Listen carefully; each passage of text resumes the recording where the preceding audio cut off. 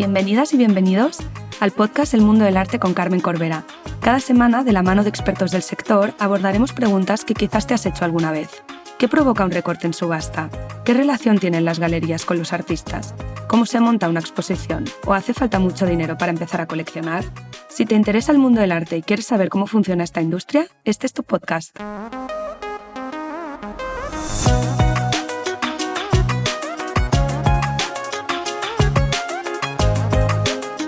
Hoy me acompaña Valentí Oviedo, director del Gran Teatre del Liceu de Barcelona, para hablar de la ópera.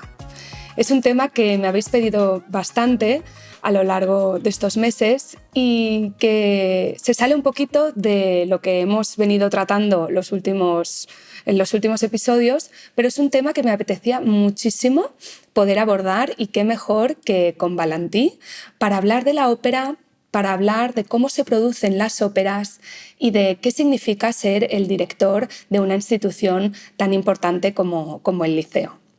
Empieza la conversación con una pregunta muy básica, que es, pues, ¿qué es la ópera? ¿No? Y Valentí nos explica que la ópera es una obra total. Después nos explica algunas maneras de cómo acercarnos a la ópera y de cómo aprender y de cómo acercarnos a la ópera sin tener miedo y con una mente abierta. Y pasamos a hablar desde una perspectiva un poco más técnica, que es la gestión de un teatro, de cómo se planifican las obras y también de las audiencias, de los públicos nuevos y los jóvenes. Espero que disfrutéis muchísimo de esta conversación y sin más os dejo con Valentí. Buenas tardes, Valentí. Muchísimas gracias por aceptar la invitación al podcast. Me hace mucha ilusión hablar contigo hoy sobre ópera y sobre el Liceu, porque es un tema que se va un poquito de los temas que he tratado hasta ahora, pero obviamente la música y la ópera forman parte del mundo del arte y me apetece mucho aprender contigo. Además, también, como te comentaba ahora, lo pregunté por Instagram y la respuesta fue: sí, por favor, haz un episodio sobre ópera. Así que nada, muchísimas gracias por estar aquí. Gracias a ti, Carmen. Y antes de hablar sobre la ópera, los retos actuales y lo que hacéis desde el Liceu, te quería preguntar a ti sobre tu interés hacia la música y la ópera y tu especialización en gestión cultural, pero como en música y ópera. ¿Qué te lleva a interesarte sobre este ámbito? Pues la realidad es que tanto la música sinfónica como la ópera son dos tipologías de arte en los que me siento plenamente identificado por mi background de haber estudiado en el conservatorio durante muchos años, a pesar de que no es mi formación, digamos, profesional a la que me dediqué a lo largo de mi carrera, digamos, pero desde pequeño he escuchado música, he escuchado ópera y eso me genera muchísimo interés. Cuando me dedico a esto a nivel profesional es porque creo que la ópera es ese arte total en que todo el mundo debería poder de un modo u otro tener acceso. Es decir, creo que la gente que entiende de ópera, que le gusta, sencillamente que disfruta con el arte de la ópera, tiene una ventaja en términos de conocimiento. Y lo que me lleva a dedicarme al mundo de la ópera es que me gustaría que esa ventaja no fuera solo de unos cuantos, sino que se abriera al máximo de gente posible. Esto es lo que me motiva a dedicarme y a intentar, pues, estar al frente de una institución cultural y, en este caso, de una institución operística. Porque no me gustaría que esto fuera un privilegio destinado a unos cuantos, sino que, ostras, la ópera es el arte total. Todas las artes están incluidas ahí. La música, la literatura, la filosofía, el pensamiento, la arquitectura, las artes plásticas, las visuales, todo, absolutamente todo. Entonces, es la ventana a todo el arte. Y mover esa ventana hacia toda la ciudadanía es algo que realmente me apasiona y es el motor que me lleva ahí. Y el segundo condicionante es que la ópera es ese arte que de algún modo u otro identifica y une a Europa. Hay pocas cosas que unan culturalmente y de manera intrínseca y idiosincrásica a Europa, pero la ópera es una de esas artes que aparece en muchos puntos de Europa al mismo tiempo. Y eso sí que une una identidad europea. Y ese segundo condicionante también me lleva a querer profundizar y abordar el tema de la ópera. Qué interesante. Y como director del Liceu, ¿con qué proyecto llegas a la institución? O sea, supongo que es eso, ¿no? Acercar la ópera a un público más grande, pero ya llevas casi 5 años. Sí. ¿Y cuál es ese, o sea, cómo empiezas? ¿Con qué objetivos empiezas como director? En primer lugar, la ópera es un proyecto que se lleva a cabo en equipo y con lo cual es imposible liderar una institución si no se lidera conjuntamente con una serie de personas claves, desde el presidente de la institución, que es Salvador Alemany, desde el director musical Josep Pons, obviamente el director artístico Víctor García Gomar y todo el equipo directivo. Con lo cual, la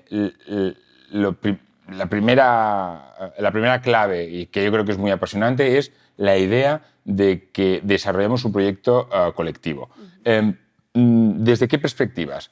La primera es mirar cuál es la historia de estos 175 años de la institución para saber cómo se ha ido construyendo la identidad del Liceo para preservarla en aquello que sea positivo. Por ejemplo, el Liceo es un teatro de voces y por lo tanto las voces son algo primordial en el pasado, presente y futuro de la institución.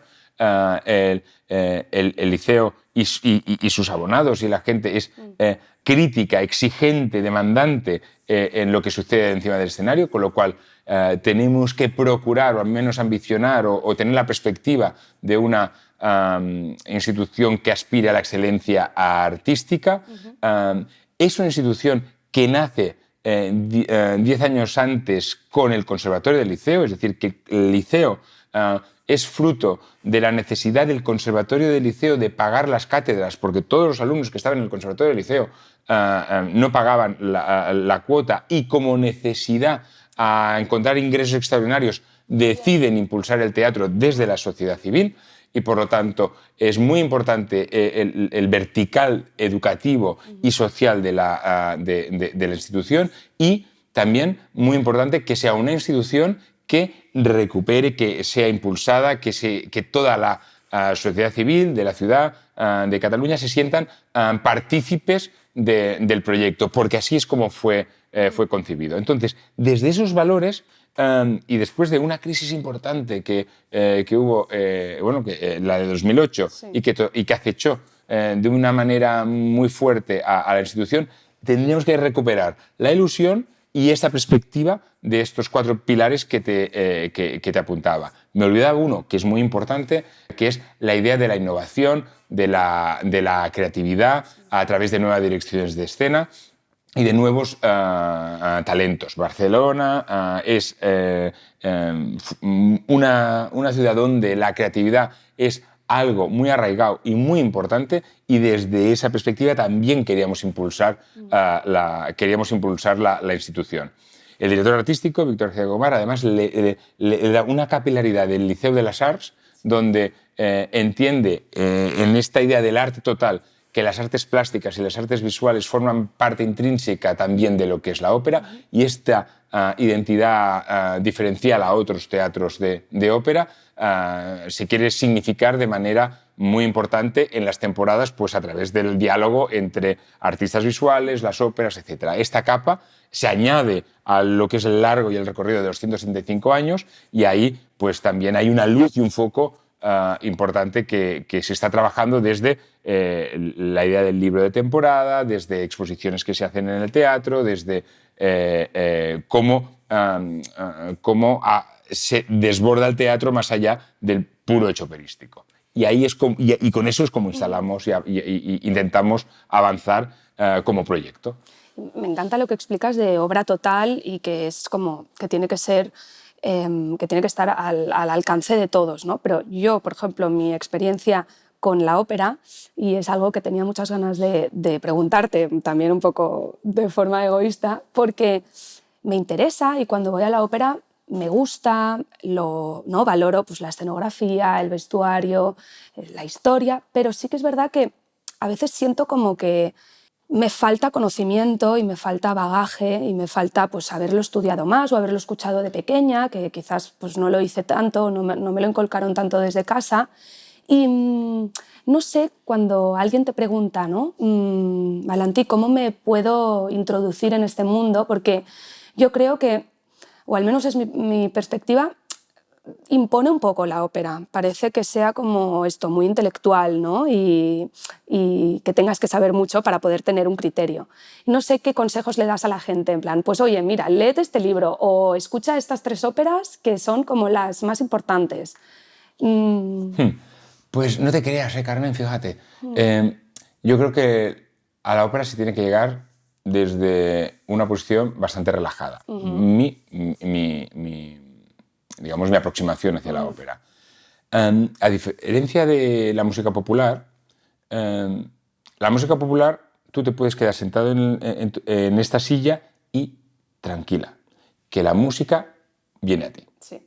En cambio, en la ópera es cierto que, de una manera relajada, pero tú tienes que ir hacia la música. Es, yo creo, que la principal diferencia entre lo que es las músicas populares y quizás la ópera. Simplemente tienes que hacer el esfuerzo de quererla entender.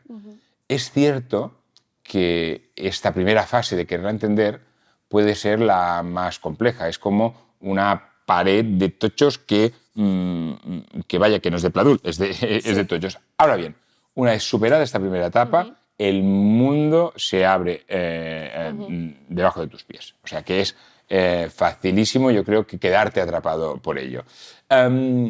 Mira, a la ópera, lógicamente, se puede entrar pues fácilmente escuchando los podcasts que hay, que hay antes de cada ópera, que se puede la gente pues escuchar mientras va a correr, mientras va en coche, en casa, de cualquier modo, para tener unas pistas sobre o la historia, o porque de la puesta en escena, o porque de la música. Pero habitualmente los hilos por los que alguien conecta con la ópera son de los más diversos, desde quien ha escuchado una determinada área en un anuncio. Y entonces la curiosidad, fundamental en todos los ámbitos de la cultura, la curiosidad, decides pues, hacer un Shazam para saber a qué ópera pertenece. Y de ese Shazam ir a Spotify y empezar a escuchar desde el principio o esa área y luego vas hacia atrás, hacia adelante. Y luego de ahí te generas otro interés. O pues estás caminando, escuchas es una melodía que te interesa y también la descubres. O que alguien te lleva por primera vez a la ópera, pues esto, las sesiones Under 35 que llevamos a cabo, y que de repente vas por el hecho social de encontrarte con gente sin muchísima expectativa de lo que vas a ver, con lo cual ir a un sitio sin mucha expectativa es llegar de una manera relajada, y que de repente ¡boom! Se levanta el escenario, ves esa escenografía, te quedas impactado pues, por la dimensión que supone una puesta en escena de una ópera que no tiene nada que ver con el resto de artes escénicas, y a partir de ahí los sentidos empiezan a conectar. La seducción que conlleva el hecho de ir con alguien que le apasiona la ópera, y tú sientes admiración por la persona que le apasiona la ópera, entonces, de una manera sugestiva, la ópera llega a ti. Es decir, que es a partir de esa primera parte que luego se puede leer un montón de ópera, o se puede empezar a descubrir muchos más podcasts, o empiezas a poner la radio clásica donde también, también puedes ver alguna ópera. Pero la sugestión inicial tiene que venir de dentro y no imponerla, porque cualquier imposición, al menos en el campo de la ópera, yo creo que no funcionaría. Eso sí, los estímulos existentes para que la ópera llegue a alguien pues son diversos. También te diría, hay gente que solo le gusta la música barroca, por ejemplo, la ópera barroca, o sea, que son hendelianos y Vivaldi, y eso es lo que les atrapa. Hay otras personas que solo se quedan atrapados por Wagner. O sea, gente que está 5 horas escuchando ese Wagner, que es como esa ola que va y viene, y cuando te crees que acaba, cambia y hace un requiebro hacia otra melodía y te vuelve a atrapar como si fuera una pequeña serpiente. Hay gente que está atrapadísima por Wagner y es solo Wagner lo que les gusta. En cambio hay otra gente que de repente escucha a la soprano y que es como un artista de circo que hace malabares con la voz y se queda atrapado ahí. Es decir, hay tantas conexiones posibles alrededor de la ópera que creo que cada uno se siente conectada con la suya y sobre todo yo no obligaría a nadie a que le gustara la ópera porque eso sería matador, pero sí que creo que la ópera puede atrapar desde muchísimos puntos de vista. Hoy en día, a los jóvenes, cuando lees las encuestas más las encuestas, los estudios que ha llevado a cabo el INAEM recientemente, dicen, oye, a los jóvenes les interesa la ópera por orden de importancia. 1, la historia. Vale. 2, la música. Y 3, los cantantes. Con lo cual, hoy en día, la historia es fundamental para atrapar a un público joven.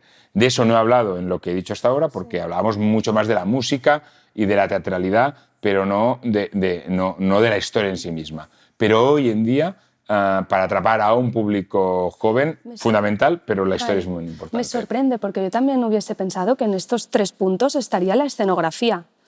Porque últimamente veo, ¿no?, que hay obras como pues, mucho más modernas y yo pensaba, bueno, pues esto es una tendencia también como para unos públicos nuevos con una imagen visual más moderna. Sí, es posible. Hoy en día, que apuntaba, los estudios que aparecen, la escenografía o la puesta en escena no aparece como vital, pero seguramente es intrínseco. Es decir, hoy en día, cuando se levanta el telón, visualmente tiene que ser tremendamente atractivo. De hecho, lo audiovisual está cada vez más... Estuve en lo de Abramovich y para mí fue la combinación perfecta. Porque es como que me ayudó a entender mejor de lo que estaba hablando y pensé que no todas las óperas tenían que tener el apoyo visual, pero que ayudaba mucho. Cierto, pero para mí lo conmovedor de Abramovich es que habla de la soledad. Sí. Y ahí eso es lo que atrapa, la angustia de teniéndolo todo sentirse sola. Sí. Entonces, ante ese halo de soledad y, lógicamente, gracias al mundo Abramovich, entras de lleno, sí, con unas imágenes visuales imponentes, con unas áreas reconocidas por todos. Exacto. Pero todo eso llega porque estás abducido por la temática tan triste y tan desconsolante como es la soledad.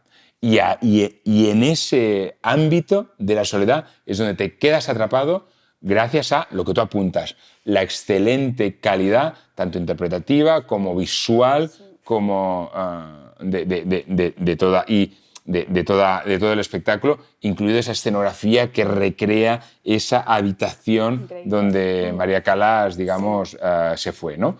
De hecho, esto también era algo que te quería preguntar y que creo que es fundamental también como para que la ópera siga interesando a las nuevas generaciones. Yo creo que es que la ópera trata temas universales, ¿no? Que aunque fuese creada hace no sé cuántos años, sigue teniendo como resuena con nosotros.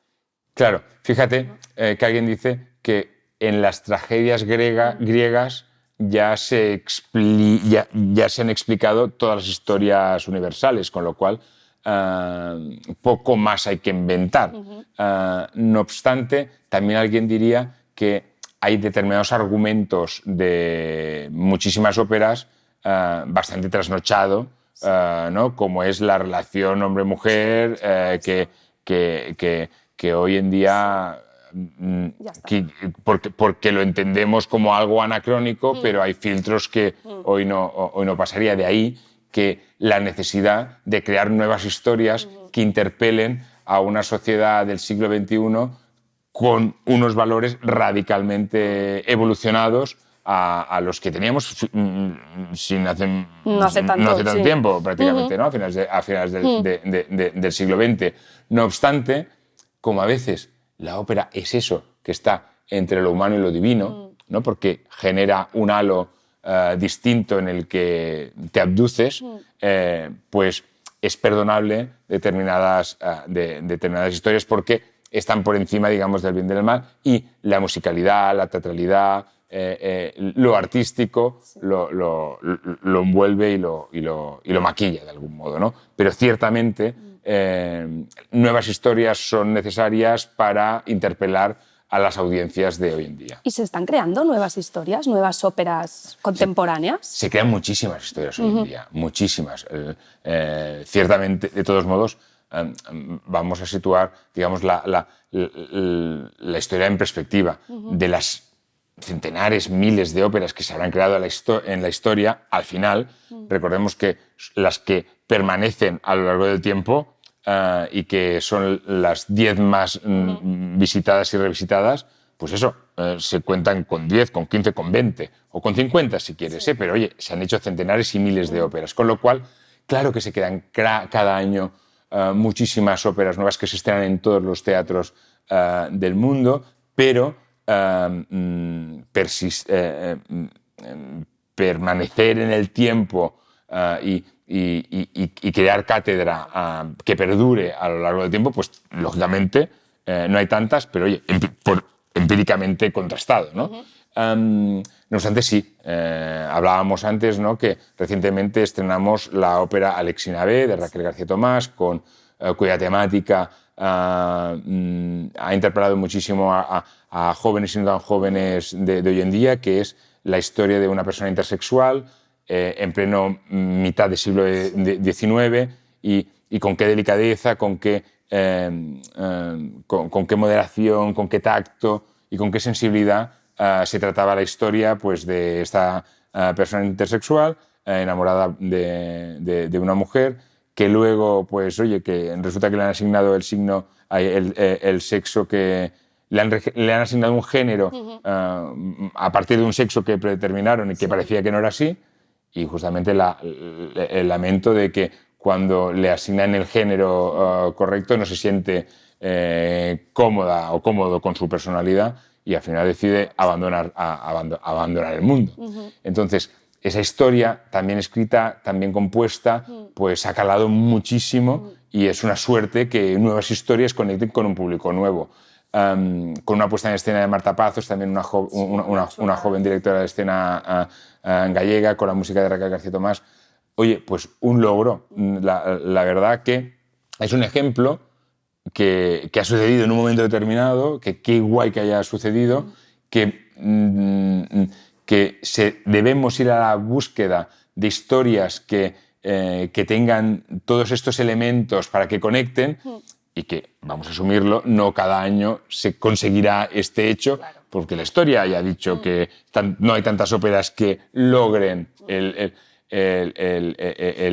éxito, ¿no? Pero en la obligación de una institución como el Liceo está en la búsqueda continua de estas historias con compositores nuevos que conecten con el público. Y en este caso, por ejemplo, ¿cómo funciona el tema de la producción? ¿Es una producción del Liceo y que luego esta se puede exportar? Porque también me interesaba mucho esta parte como más técnica o de pues, cómo se producen todas estas obras, porque además es que cada 2 semanas o así hay algo nuevo. Entonces, no sé si es coproducciones con otros teatros y entonces son como obras que van viajando por Europa. ¿Cómo funciona? Hay diferentes modelos. Antes te apuntaba en la idea de que la creación y la innovación es algo que nos preocupa bastante y que queremos de manera recurrente, secuencial, intentar dar oportunidades a creadores y a compositores. Raquel García Tomás ganó una beca Leonardo de la Fundación BBVA y lo que sucedió es que con esa beca compuso Alexina B y desde el Liceo Víctor García Gomar lo que pensó, oye, vamos a producir la ópera que tú vas a componer. Cuando se trata de una compositora relativamente joven, nos apoyamos en el equipo con el que ella ya había trabajado en su anterior ópera, que era Je suis Narcissus, que era Marta Pazos, el Conserva de la Nuit como figurinista y con Max Reinzel haciendo la escenografía. En ese momento es muy difícil encontrar coproductores porque es algo que el liceo decide impulsar. Sí. Entonces, en el impulso, en el apostar, ahí, oye, pues apuesta al liceo y luego, si esto como consecuencia trae una buena producción, un éxito, seguramente esto pues, lo vamos a explicar a Europa y probablemente sí que pues, se podrá exportar, en este caso alquilar una producción que ha desarrollado el liceo.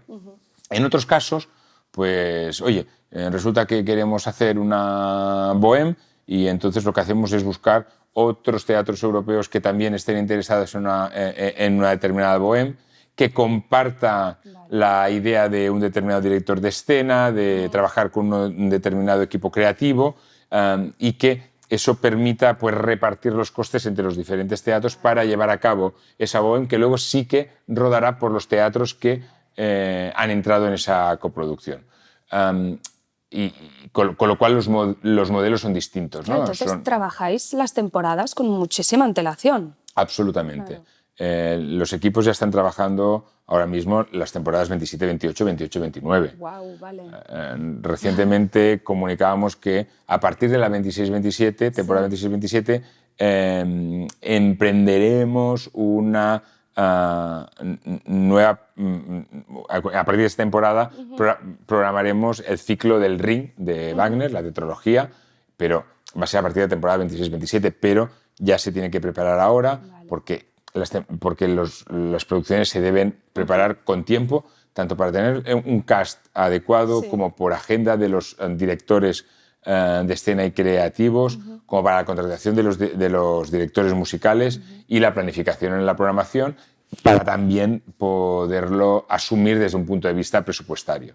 Y empiezas por una determinada ópera y a partir de ahí vas configurando toda la programación que encaje en presupuesto, que es ingresos menos gastos, y que al final obtengamos un equilibrio presupuestario. Con lo cual, al final, son muchas piezas las que tienen que encajar, las de qué quieres programar, si quieres programar una cosa, luego qué contraprogramas para que te equilibren presupuestariamente y si es una nueva producción, llevar a cabo la inversión, llevar a cabo si hay una coproducción y bueno, y al final que todas las piezas cuadren un poquito. Y el coro es siempre el mismo, ¿verdad? O sea, es el coro del liceo y entonces se adaptan según qué obra tengan que hacer esa temporada. Totalmente. Aquí lo que sucede es que tenemos orquesta y coro, que es la orquesta y coro del Gran Teatro del Liceu, y tiene una planificación de la temporada de los diferentes títulos. Tanto la orquesta como el coro pues es diferente si programamos una ópera de Mozart, cuyos miembros tanto habitualmente de coro como de orquesta son menos. Vale.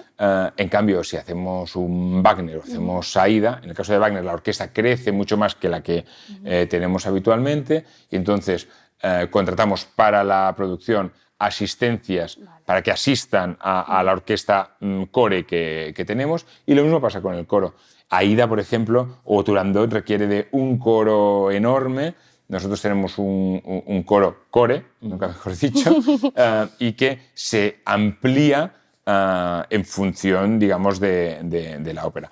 Como no hay tantos títulos que hagamos anualmente con un coro, por ejemplo, de 80, 90 personas, por una dimensión también presupuestaria, tenemos un coro fijo de alrededor de las 60 personas, este es el objetivo, y el resto de miembros del coro pues, se amplía en contrataciones puntuales en función de la ópera. Y lo planifican con una temporada vista, el director del coro va intercalando ensayos de óperas futuras con las óperas que se están representando para irlas estudiando. Qué dolor de cabeza solo pensarlo. Y también hablabas de presupuesto y tenía ganas de preguntarte sobre la importancia, porque hablando con Ainhoa Grandes en el episodio anterior mencionaba lo importante que es comprar un abono, porque ayudas a la institución a que pueda tener como, pues, una cantidad para el presupuesto. ¿Qué cosas son importantes desde una perspectiva individual que podemos hacer para apoyar, en este caso, al liceo? Has comentado el Under 35, pero ¿qué otras cosas? Pues yo creo que nosotros tenemos varios modelos. En primer lugar, como apuntaba ahí a Ainhoa, efectivamente, el adquirir un abono, ya sea de 3 funciones, de 6, de 9, de 12, ya sea en el piso quinto o sea en la platea, en función de la disponibilidad de cada uno, es fundamental por 2 motivos. Primero, hoy en día los abonos suponen aproximadamente el 50% de los ingresos de taquilla del teatro. Un teatro como el nuestro tiene alrededor entre los 17 y los 18 millones de ingresos por taquilla, con lo cual, imagínate, el 50% provienen de los abonos. Eso nos permite 2 cosas. Nos permite poder ser más arriesgados en las propuestas que planteamos, porque significa que, oye, programamos Elixir d'Amore, que es Donizetti, como uno de los grandes hits, o Carmen, otro de los grandes hits, pero sabiendo que tenemos el 50% mínimo pues del aforo ocupado, claro, lo que nos permite es arriesgar en otras propuestas. Arriesgar en otras propuestas lo que significa es permitir avanzar en el conocimiento, en el descubrimiento, en abrir el abanico de posibilidades a los individuos que probablemente, si fuera por mutuo propio, quizás no entrarían en determinadas propuestas impulsadas por la dirección artística, ¿no? Es decir, la programación requiere un abanico de 9 títulos, de los cuales algunos son populares, pero otros son pequeñas perlas de descubrimiento o incluso óperas nuevas. El tener una masa de abonados que supone el 50% de la ocupación del teatro nos permite poder seguir trabajando ahí. Si trabajáramos sin abonados, claro, seríamos muchísimo más conservadores. Y decimos, no vamos a programar según qué, porque a ver si no va a venir nadie. Entonces, poner un freno de mano es poner un freno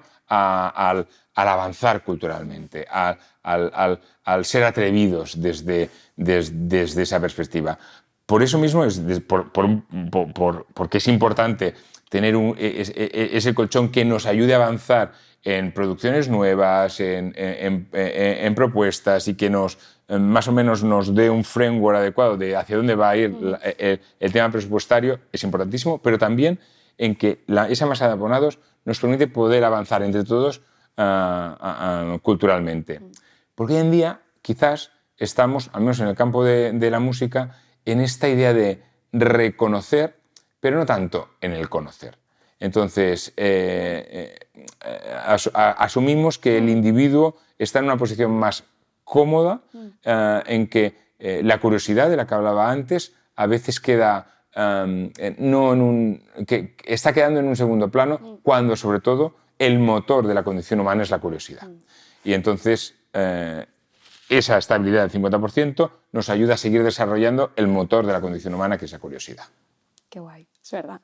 Y el tema de los públicos, ¿no? Lo que hablábamos de que no es que hayan solo 2 generaciones, ¿no? Pero hay como el público más tradicional y el público más joven que busca propuestas nuevas.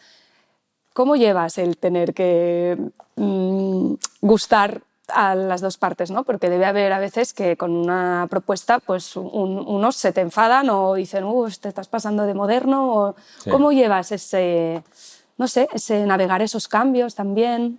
Pues mira, creo que la esencia es que la propuesta que esté encima del escenario esté bien hecha y sea de calidad artística.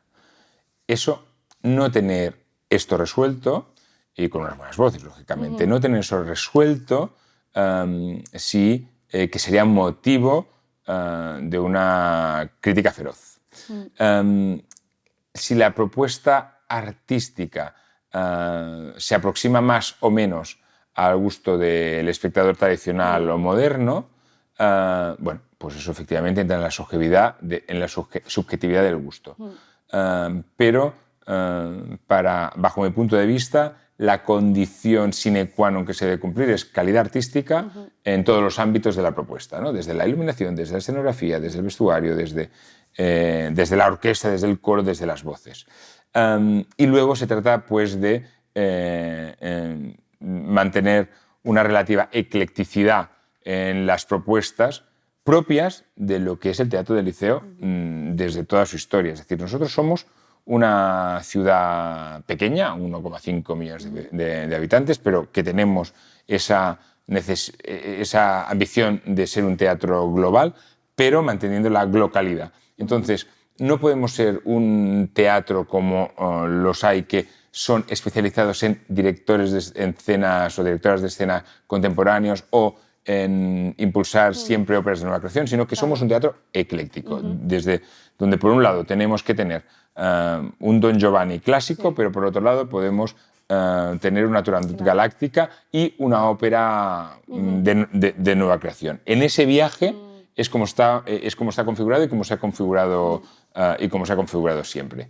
Por otro lado, me atrevería a decir que el público joven, no nos creamos que es el público joven el que quiere ver propuestas modernas y un público más mayor quiere ver propuestas tradicionales. No, fíjate que hoy buena parte del público joven es posible que jamás haya visto una Turandot clásica. Claro. Entonces, también es importante que lo vean para poder valorar la nueva dramaturgia, la nueva representación. Claro, exacto. Claro. Es decir, ahora estamos generando una serie de público joven que no ha visto pues una Aida clásica o una Turandot clásica. Claro. Y eso es importante porque en el inicio esto es como las variaciones Goldberg de Bach. Para entender el resto de variaciones tienes que escuchar como el arte, la primera. Sí. Tienes que saber qué se hizo en el Renacimiento para poder valorar el arte contemporáneo. Sí. Pues ahí, en esa eclecticidad, creo que también está la introducción de nuevos públicos para que luego interpreten, oye, el por qué de repente una Electra sucede en la época postmoderna o del 2040, por decir algo, ¿no? He hecho una putada, pero bueno, pero por entendernos, ¿no? Pues ahí está, en la eclecticidad, creo que está el equilibrio. Y hablando de públicos, ¿el público del Liceu es local o también hay muchos turistas? Porque a veces me lo pregunto cuando voy por las Ramblas, que obviamente es Guirilandia, pero luego no sé si el Liceo atrae a este turista también que viene a Barcelona. Depende de la propuesta.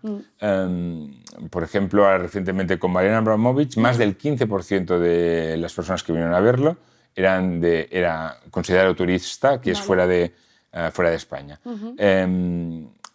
Pero hasta el momento, hasta Mariana Abramovich, pues la media de público internacional estaba alrededor del 10%. Con Mariana Abramovich y con el Macbeth de Plensa ha incrementado hasta el 15%. Y recuerdo que justo antes de la pandemia, donde el boom del turismo de Barcelona era total, estábamos a punto de estrenar un Lohengrin, que es una ópera de Wagner dirigida por la bisnieta de Wagner, Caterina Wagner, y esto era un tal acontecimiento que el mundo wagneriano había ocupado el 30% del total de las localidades. Vale. Al final se tuvo que suspender por la pandemia y entonces eso quedó como en dato estadístico, pero que jamás se materializó. Pero creo que el público de la ópera realmente se mueve en función de las propuestas que existen en todas las óperas del mundo y por lo tanto es un público muy cautivo de la propuesta y de las voces que hay y se mueve especialmente por eso y por lo tanto va en función de las propuestas que tengamos que vendrá más. En la próxima temporada tenemos alguna propuesta que estoy convencido que captará mucho la atención de un público internacional. El teatro es un teatro local porque sirve a su entorno con una ambición lógicamente global. El público local es suficientemente exigente como para estar convencido que si convence la propuesta al público de aquí, convencerá al público internacional. En eso lo tenemos yo creo que bastante asegurado. Sí. Y ya lo hemos tocado un poquito, pero quería empezar a acabar la conversación preguntándote por los retos que afrontas como director general del Liceo estos próximos años. ¿Cuáles dirías que son, no sé, tus retos? Yo creo que el primero es consolidar unas temporadas como las que estamos más o menos viendo en este último periodo y consolidarlas significa mantenerlas desde un punto de vista presupuestario y con estabilidad presupuestaria. Yo creo que eso es fundamental. Para mí otro reto sin duda es incrementar el número de abonados, que significa el número de personas que dan confianza,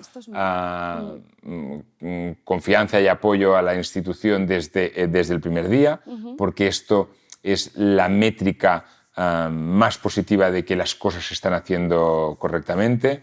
Para mí un reto importante es cómo seguir desarrollando los espectadores digitals, que significa, pues, conjuntamente con nuestra plataforma digital, Liceo Plus Live, combinar la experiencia operística no solo en el teatro, sino que continúe en casa, porque eso es, eso es la manera de seguir atrapado en el lugar más confortable que uno tiene, que es su casa, y conectar de una manera muy homey con la ópera a través de la plataforma. Para eso nosotros es fundamental. Y otro de los retos, sin duda, es seguir trabajando para la accesibilidad a través de los proyectos educativos y los proyectos sociales, para que nadie que no quiera quedar atrás en la ópera quede atrás. Luego, una vez que la gente sepa lo que es la ópera, si no le interesa, oye, pues a por otra cosa. Pero como mínimo,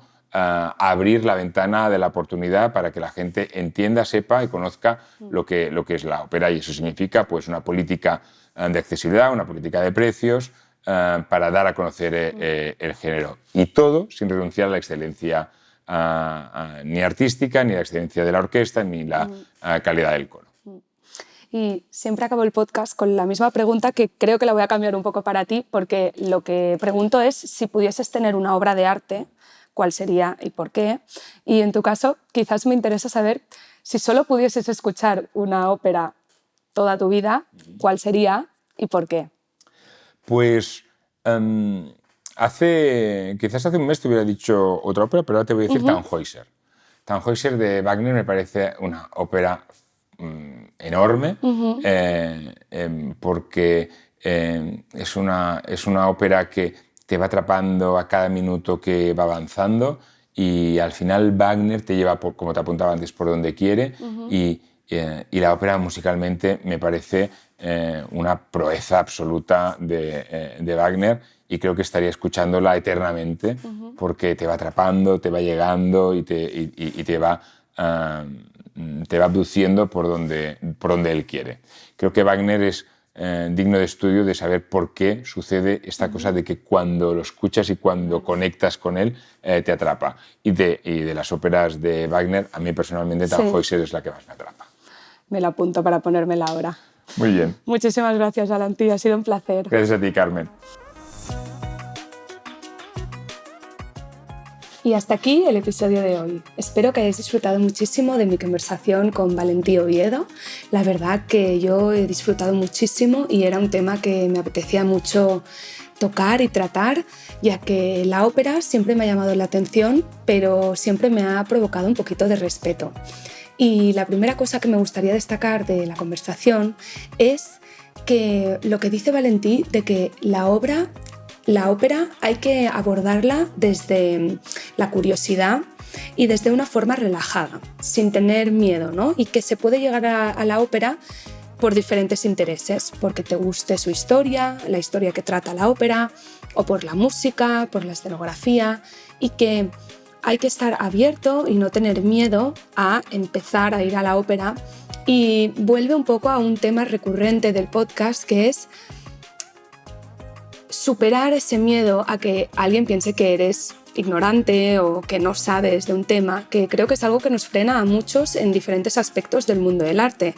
A entrar en una galería o en un museo, no hacer preguntas. Pues en la ópera, como en los otros casos, simplemente hay que empezar, y podemos escuchar, por ejemplo, los podcasts del Liceo, que para cada ópera hacen una cápsula que te ayuda mucho antes de ir a ver la ópera a saber, pues, de qué va, quién es el compositor, y que te ayuda a estar un poquito más seguro de ti mismo. Y también me parece una muy buena iniciativa lo del Liceu 35, que es para menores de 35 años, las entradas son mucho más económicas y así hacen que puedas ir más y poder familiarizarte con este tipo de obras. La segunda cosa que me gustaría destacar de este episodio y de la conversación con Valentí es la cuestión de la curiosidad. Me gustó muchísimo cuando Valentí dice que la curiosidad es el motor de la condición humana, que es lo que nos hace ser humanos, ¿no? Y hay que tener esta curiosidad, que va ligado con el primer punto. Al final, si no tenemos curiosidad, no aprenderemos. Y entonces me parece como muy importante destacar este punto y que al final la curiosidad nos lleva a ser mejores, a aprender y a evolucionar como personas. Y la tercera cosa que me gustaría destacar de esta conversación es una cosa que para mí es muy importante sobre la ópera, que es las temáticas que tratan las obras, ya que son temáticas que nos preocupan o que nos pueden interesar hoy en día y que a veces yo creo que la gente piensa, la ópera es algo anticuado, ¿no? Para gente mayor o muy tradicional, y creo que nos equivocamos al pensar así. Las obras clásicas nos siguen interesando, pero es que además hay obras de nuevos compositores que tratan temas de muchísima actualidad, que creo que es súper importante. Espero que os haya gustado y que os animéis a ir más a la ópera si no lo hacéis. Y nada, muchísimas gracias por estar aquí y nos vemos el martes que viene.